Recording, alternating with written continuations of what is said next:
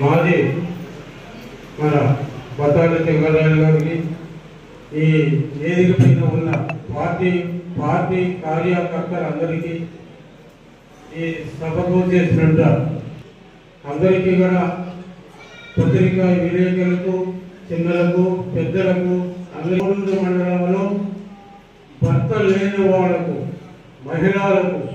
1000 రూపాయల చొప్పున ఇవ్వాలని ఆయన కోరిక మేరకు పింఛను వచ్చినంత వరకు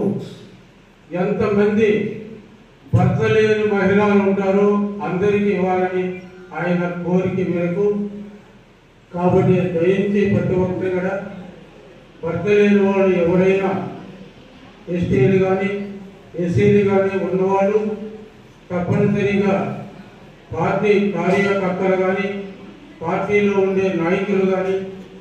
పంచాయతీలో ఉన్న ఆఫీసులు కానీ